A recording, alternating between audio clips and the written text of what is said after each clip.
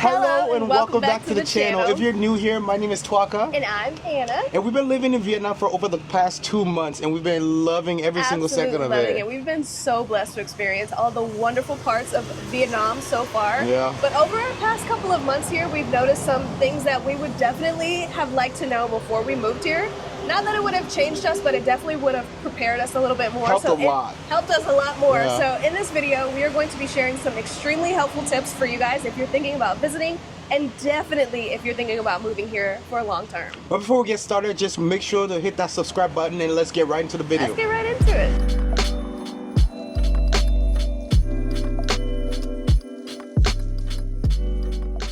So something that's super important to talk about right on, before we get into this video too heavy, I want to talk about the 5-star reviews. And you know why. Yes. You know why. Yes, I do. So if you are planning a trip here for a vacation, or if you're even trying to come here to live, you're probably going to look at the reviews of places. That's coming from the review queen. The review queen. I look at reviews before I do anything. Literally. I will look at the review of toothpaste, I swear. Yeah. I will look at toothpaste reviews before I buy it. So for me, reviews are very important. And if you're like that, I just want to caution you not to say to ignore the reviews. But take it with a grain of salt. Take it with a grain of salt. Actually read them, do a little bit of research, and look at the pictures. Yeah. Because what I've noticed here is that a lot of places, companies will Heavily encourage discount. you. Yeah, they'll heavily discount you to leave a 5-star review.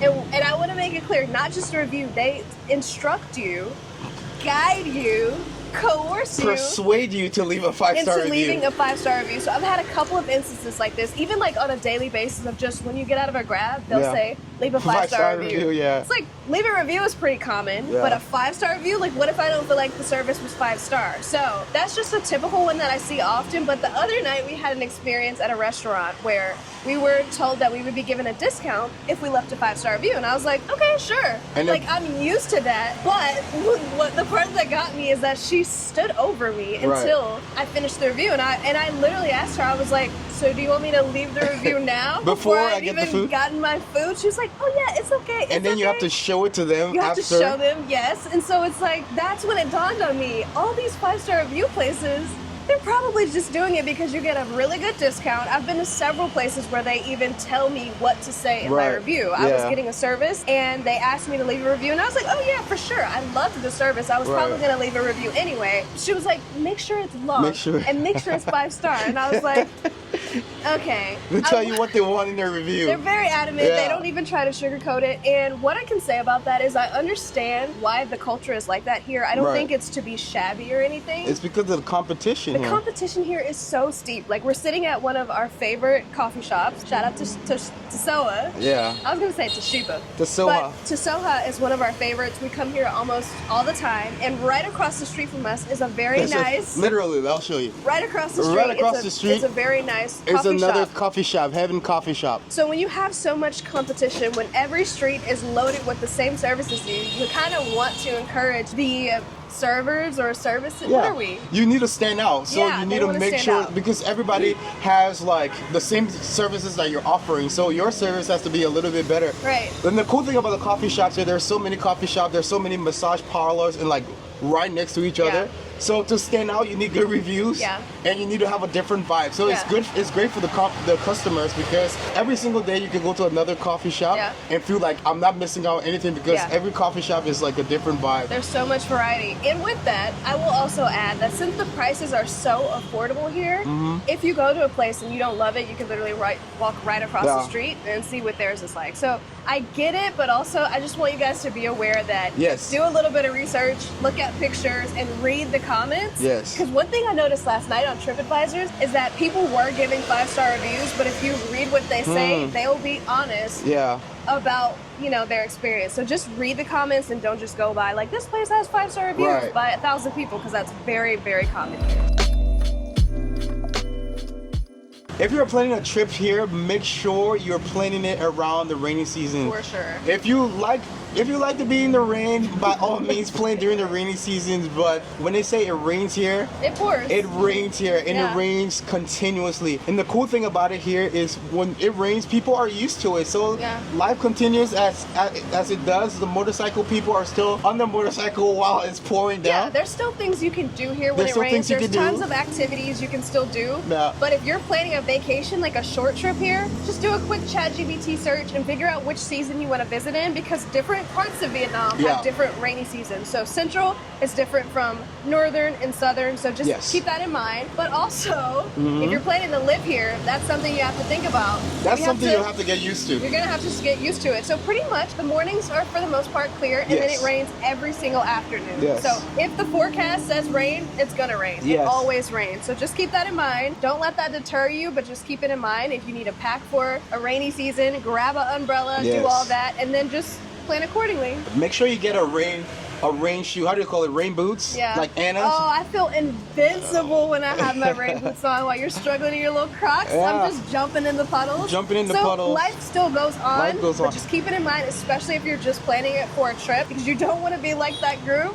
We're literally at this place. And then we see this big tour bus drop off. A lot of people, they were so happy. That little girl, I literally was like, oh, she's so happy. 5 minutes later into the rain, we just see that same group going right back to their hotels. Their umbrellas, pouring rain. Soaking wet. So it's like, plan accordingly. Make sure to plan around the rainy season. Not funny, that's so mean. Because it rains here. If you're from London, don't plan. Just come here whenever you need to, because you're used to the rain. So speaking of the rainy season, right now in Da Nang, this is typhoon season time where it rains a lot, and we are definitely affected by that with our Wi-Fi connection. So if you are coming here as a digital nomad, somebody who works remotely, if you're a content creator, just keep that in mind. And one of the things that we did was find housing that was advertised for high-speed internet connection. Made it a lot easier for us, right? I think one of the main things you need to do is find a place with if you're living somewhere, find the place with high-speed internet connection. There are conveniently so many internet cafes, coffee shops where you can go and work from, but for us, like doing videos and uploading videos, it's really convenient to know that we have a place where we can go there and have our internet high speed, and we don't have to spend like 2-3 hours on uploading a 15-minute video. So that's super convenient. Yeah, for sure. Some of our videos are affected by it, so I just wanted to give that as like, if you do this, if you work full-time online, keep that in mind and try to find accommodations that have high-speed internet. When you're looking for a place, if you're touring, try to have your connect to the Wi-Fi and see what it's like. Ask. Sometimes the places will have it listed that they have high-speed internet. Definitely check that out, because in the rainy season, you're definitely going to be affected for sure. I guess in summary, Wi-Fi is a bit spotty sometimes, so get a high-speed internet and utilize internet cafes. Why do I keep saying internet cafes? Coffee shops. I'm from Liberia. We have internet cafes in Liberia. They have coffee shops in Vietnam. So This part where you might know and hear about Vietnam, this place is pretty high-tech, and I would say like super developed. Like one of our favorite features in there, one of my favorite features in our apartment is the washing machine, because it's a 2-in-1 washing machine. Right? Anna uses it, but I like the features. Okay, I like that. I've been told that there are some cons in having a washing machine that's just washer and dryer, and Anna, I will let her talk now. The person who uses it. The person who uses it. Coming from the West, I have never seen this before. Maybe we just don't. It's more typical to have a washer and a dryer, and so I get what you mean. It was pretty cool to see them combine. One does both jobs of two, I guess you could say. But it's definitely more time consuming. I was blown away to see her sitting here at an internet cafe and starting the laundry. I was like, oh wow. Yeah, that's pretty cool. That's sick. That's pretty cool. However, sometimes I do take out certain things so that they air dry and don't shrink. So pros and cons, like you said. A lot of places have the 2-in-1 dryer, so it's pretty high tech. But then there are some options that have a dryer and a washer separate. So it's not the only way. I've also noticed that it's a lot smaller. Yes. Maybe, I don't know. Everything in the West is just bigger, but it takes me so much longer to do laundry because it's 2-in-1, so I can't put clothes in the washer while I have my other clothes drying. Well, I think it's because of a lot of people have their clothes hung on their hangers. Yeah. A lot of people do hang their clothes. I see a lot of people using the hang dry method or hanging it on hangers outside. Yeah. But shout out to Felicia, because Felicia just told us that it's a lot cheaper to just have somebody do your laundry. And we saw a laundromat the other day walking, right? Yes. The electricity bill, the time, it's so much easier. I'm so glad she said that, to just get it done for you. That could be delivered. So that's an option too. Probably the next move. If you're from the West, you've never had that. That's something to keep in mind if you come with a partner and you do their laundry. Yeah. So. Speaking about laundry and clothes, if you're coming here and you're a bigger dude, and when I say bigger dude, I mean like if you wear a size 10 in shoes. Which is a pretty average size for people in the West. Yeah, like I'm considered a super small dude. I'm 5'8", 160. I'm not bite size. 5'8", 160. I wear a size 10 in shoes. The other day I went to the Hunt Market to get some shorts, and my shorts were XX large. And I'm a medium in America in shorts. I'm a medium in America. Okay. And I also went to get some soccer shoes, and I went to about 3 different places. I was looking for a size 10. I couldn't find a size 10 in the shoes that I wanted. So if you're one of those guys who wear 11, 12, like bring all of the things that you need when you're coming here. Especially things like shoes. Make sure you bring the things that you need here. Yeah, for sure. For me, it's not really that big of a deal. I'm pretty petite. I'm 5'2". 115. Yeah. I wear a 6.5 shoe, so I feel like I'm pretty average here. Yeah. I haven't, and most of the clothes that I wear, like these pants, are one size fit all, so I haven't really experienced any of the sizing things. Twaka does most of the shopping, so I'll have to. What does that mean? I don't do most of the shopping. You do most of the shopping. No. All the clothes are for you. I've been kind of. I'm just decisive about what I want to wear. And I'm indecisive, so I haven't really experienced anything with sizes, but that's just something to keep in mind, I guess.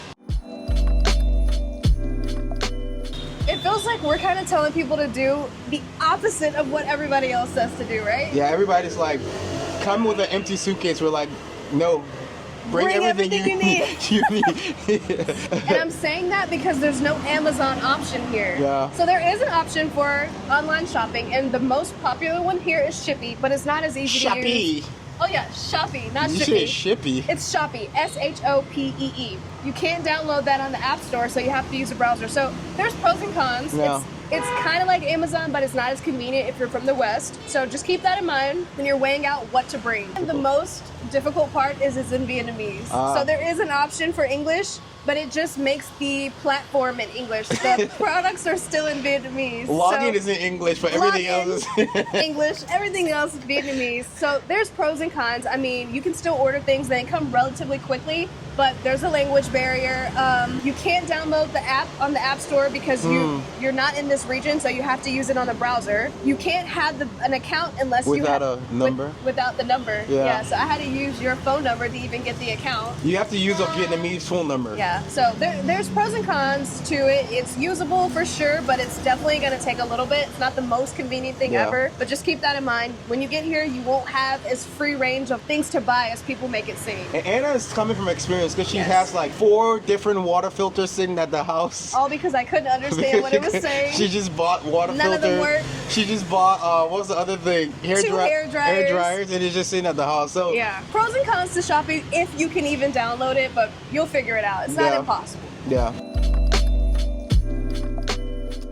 So one of the things that I did try to find on Shopee when we first got here, trash cans.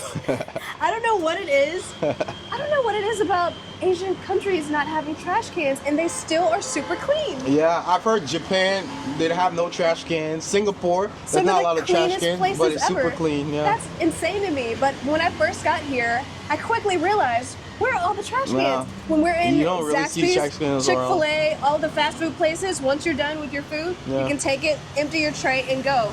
None of that here. I very rarely see trash cans here, even in the restrooms. Even in our apartment, came fully furnished, no trash can. No trash can. So it's very interesting. I say that because if you're used to just being able to throw things out, keep a bag on you. Keep a bag on you. Like, especially public trash cans, that's what you're talking about. We'll be walking on the street and you walk for like over a mile and you won't run into like a public trash can. You will see trash cans, like the green bins from like businesses for businesses though. And sometimes we're just gonna like throw our little knickknacks snacks when, I don't like when we're having doing our that hands, because but it's theirs, and like I don't want to fill theirs, but I'd rather do that than litter. Yeah. Surprisingly, it's not. It's surprisingly clean I here. don't see any People are trash. sweeping here. They're sweeping the leaves around the streets, but it's really clean. But I've you seen just don't people see burning trash. too. Ah. They burn trash. Yes, I've seen that. I've seen that in some videos. People talk about that. Yeah. And you know what else? I think a part of it is because there's so many businesses here, and as soon as you leave, they're rushing to clean and get the place back in order. So it works out. They are literally ushering you out and cleaning right after you. They're eyeing that table, and as soon as you get up, as soon as you stand up, they're coming to clean cleaning. Great service, but just keep that in mind because if you're walking with trash or like water, if you come with kids, there's not a lot of ways to dispose of your stuff. True, especially with kids. Yeah, that's a thing. Yeah. Keep that in mind. For me, the bathroom is probably the biggest thing I would need to get over to properly assimilate into Vietnamese culture. I'm not a germaphobe, but bathrooms for me... You're definitely a germaphobe. Maybe when it comes to the bathroom, yes. And straws. I think the bathroom, the way it's set up in this country is very, very, very interesting. Yeah. Because you'll see the bathrooms, the male bathroom and the female bathrooms they're literally together. They literally share the same sink. Yeah. And Anna was telling me how she was in the bathroom the other day and she could see into the men's bathroom. That's how close they are. Yeah. And then another thing, when you enter the bathroom, like if you enter the guy's bathroom, I'll speak for the male's bathroom, you enter the men's bathroom, there is it's so confusing to me. There is the toilet and the urinal stall, but there is no door separating them. So if I go in the toilet and I'm sitting in the toilet and I don't lock the entire bathroom door, that means you could walk into the bathroom and just use the urinal while I'm on top of the toilet doing number 2. Freaks me out. It's like, wait, are there multiple toilets in the bathroom? No, one toilet, one urinal. So I think what you're supposed to do, like here, you're supposed to lock the door. Really? You're supposed to lock the door, so you should not be going in the bathroom to do your thing while somebody else comes in there. See, what we're used to is like you have a bathroom, you walk into the bathroom, there are urinals, and there's a toilet. The toilet is like you can go into the toilet and close the door, right? A stall. That's called a stall. No. A stall is when it's sectioned off. Okay, so you have the stall. And then you have a urinal. You have the urinal. Yes. And people can go, you can have people using the toilet and you have people like peeing. Yes. Right? But here it's like you can't do both. So you have to pick one. If you're using the bathroom, you have to close the bathroom. Yes, because even here at this cafe, men and women share the same bathroom. So the same bathroom that I go in, you go in, which freaks me out. I hate even seeing that little stand-up-y thing. Why? I don't know. See, the day we get a house, we're gonna get one in our bathroom. We are not putting a urinal in our bathroom. We'll get one for our kids. Why do they do that? And then also sometimes, like you said, there are the shared bathrooms where men on one side, women on one side, and then you have the sinks that you share, which is also interesting. It's very interesting. And then also, there are signs in the bathroom. There is a sign that says, do not throw tissue in the toilet. Kindly, what do I do with the tissue? Man is so traumatized by the bathrooms here. You're supposed to throw the tissue. What am I supposed to do after I use the tissue? Please tell me. You put it in the trash can. What you have not assimilated to is that people here use bidets. Nah. The bidet is another thing. There's a bidet. He's like, and another thing. Another thing. 2 types of bidet. You have one that's completely in the toilet that we had in one of the hotels we used in Hanoi. We had a bidet. Oh, that was so nice. That was absolutely life-changing. Life-changing. You just sit there. It comes from under, does its work, and you don't have to do anything. What we usually see here is like literally a hose at the back of the door. There's literally a hose at the back of the toilet that you just grab and you just kind of hose down there. When I first came here, it was a new concept to me, so I went in our hotel, our first hotel. I went in and I grabbed the bidet and I tried it. Don't do it! And when I was doing it, all of the water got on my hands. That's disgusting. And so in my mind, I'm just like, this is what's happening with everybody. All of the water got on the bidet. If I'm using it, the water is getting on the bidet. Probably sure that's a little bit of water that's getting on the bidet. What's wrong with the water getting on the bidet? What's wrong with that? You're joking, right? No, what? The splash water? The residuals? Yeah. And so it's getting on the bidet and it's not being washed. I think there's multiple uses for the bidet here. Because have you also noticed that a lot of the even coffee shop restrooms have showers in them? Yeah, I've been seeing that. So I think they use the bidet to clean. Listen, it's such an it's such an overwhelming experience when I walk into the bathroom. Why are there showers in the coffee shop? It's such an overwhelming experience when I walk into the bathroom and I like. There's a lot going on. It's a lot going on. Seeing like that pee toilet thing that you guys use, then you got a toilet with the water hose on top of it, and you look up and there's a freaking shower. Yeah, there's a lot going on. There's a lot going on, and I please help me genuinely. Like I think I'm living in denial. That's why when I have to go number 2 out in public, I just take a grab, go back home because there's too much to deal with. Here's the thing I would say: I would know that I've assimilated into Vietnamese culture when I can go into the bathroom and be like, yeah, I'm gonna use this bidet.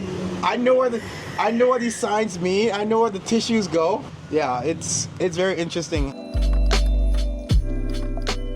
Coming to our last point here, the most important thing that people need to know about living in Vietnam. The most important. The absolute deal breaker before you come to Vietnam. You have to know this. You have to know this. Dogs have balls here. I did not know you were going to say that. The most interesting part about that, aside from seeing it, because that is not a norm in the US, most people do it to make their dogs more calm, right? Or there's multiple reasons. Like obviously if you don't want them to reproduce, but also if you want to tame them down a little bit, take out some of that aggression. Take out some of the testosterone. But the ones here have the balls. But they're still chill. They're so chill. Yeah. Like they're so calm. Yeah. It's unbelievable because there's plenty of strays here. Yeah. They don't bother you. They will go about their way. They will cross the street. They'll do what they're so calm. They will wipe after themselves, but they won't bother you. They won't bother you. They don't bark. Go get them. That one barks. That one barks. I wanted to bring that point up because I've gotten a couple comments of people asking what it's like for people who travel with dogs. Yeah. Even though we don't have dogs, we get that comment. Yeah. And I have seen people travel here, so it must not be impossible. The other day we ran into a puppy meetup. Yeah. Across from us, so people do it. People have pets. People do travel with pets. People travel with pets, so it's doable. We don't know too much about that process because we don't have a dog. But the dogs that we do see, they're chill. Cute. I think it's common sense. Don't just go around petting dogs because you think they're cute. Yeah. Because they're chill. Don't go and pet them because they're strays. They're dogs. They might bite you. Yeah. Yeah. I say this to encourage you. Get out, walk about. It's beautiful here. When it's not raining, take a stroll. Go to a coffee shop. Meet some people. Yeah. We just met one of our subscribers, Felicia. Yes, and she was so nice. I knew I was gonna run into her. She looked so beautiful in person. We had a 30-minute conversation in the middle of filming this. Loved every bit of it. So get out. Dogs won't bite you. I love having those interactions. Yeah. So if you ever do see us, please say hi. It literally, my cheeks were hurting. It made me so happy to see her. Like always, like this video if you enjoyed it. Comment down below if you have any questions. Be like Felicia, turn your bell notification on. Felicia got the bell notifications on. I was like, oh, I love that. And subscribe to the channel for more. We'll see you in the next video. Bye.